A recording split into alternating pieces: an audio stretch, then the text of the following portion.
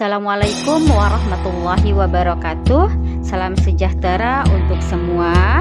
Alhamdulillah masuk lagi di materi baru OTK Kepegawaian ya.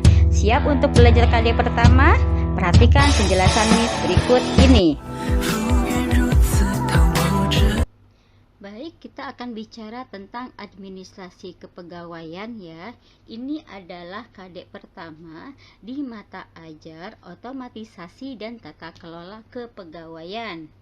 Untuk anak-anak MIS di kelas 11 OTKP, ya, materi yang akan kita bahas adalah tentang administrasi kepegawaian, yaitu bicara tentang definisi, fungsi dan prinsip serta hak dan kewajiban.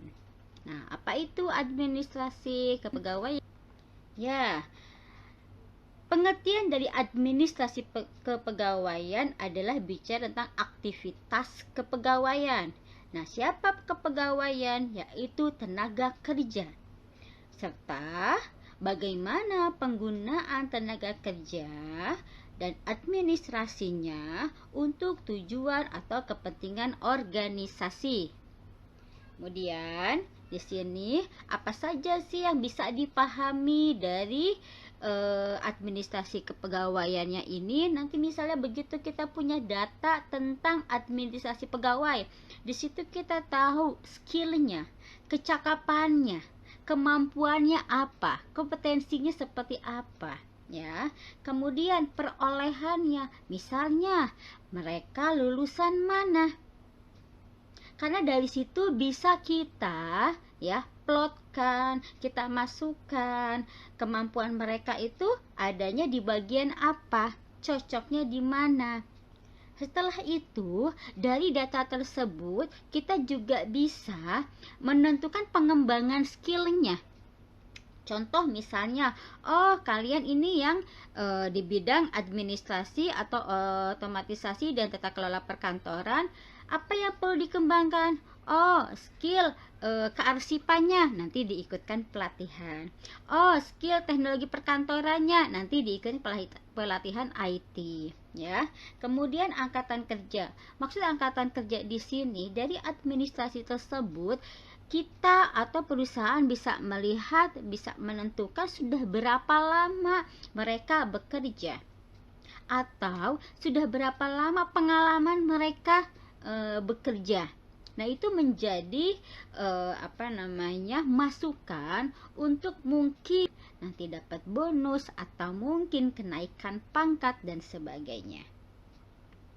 Kita akan bicara fungsi dan prinsip dari administrasi kepegawaian. Ya, kita susun nih administrasi yang ada. Tujuannya untuk apa? Dari penyusunan berkas tersebut ya, kita bisa memilah-milah mana karyawan yang mempunyai potensi khusus, mungkin yang sedang-sedang saja atau memang yang perlu dikembangkan. Kemudian administrasi tersebut kita simpan untuk dikendalikan. Apa itu dikendalikan? Dikendalikan tersebut adalah jika sewaktu-waktu data tersebut dibutuhkan, data karyawan itu dibutuhkan, bisa dengan mudah cepat ditemukan. Ini berarti kita bicara tentang kearsipan ya. Terus pemeliharaan atau memelihara. Nah, sistem kearsipan yang digunakan bagaimana menyimpan administrasi tersebut dengan tepat sesuai dengan sistemnya. Itu berarti sudah memelihara administrasi. Mengembangkan ya. Oke, administrasi arsip atau berkas itu memang perlu penyesuaian, perlu regulasi ya. Jadi data-data yang tidak update atau yang kurang update bisa diperbaharui lagi. Contoh misalnya ada karyawan yang baru menyelesaikan kuliahnya. Waktu melamar, waktu diterima di perusahaan tersebut mungkin baru lulusan SMK, kemudian kuliah lagi D3 ya. Berarti kan ada penyesuaian berkas.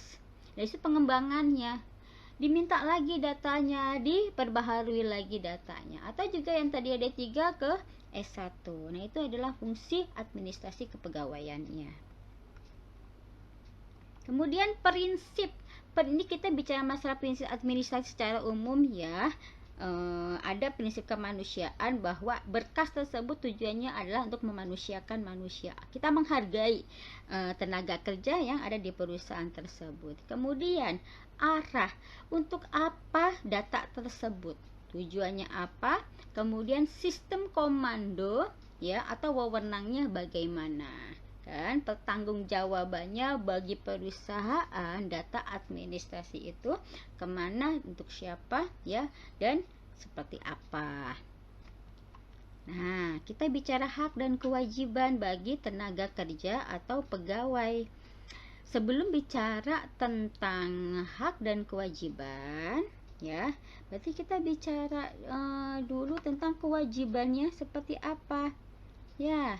Di sini ada tentang kewajiban setia dan taat kepada Pancasila dan Undang-Undang Dasar serta pemerintah. Ini sebagai warga negara ya, karyawan juga kan berarti warga negara Indonesia, taat pada Pancasila sebagai landasan dasar negara.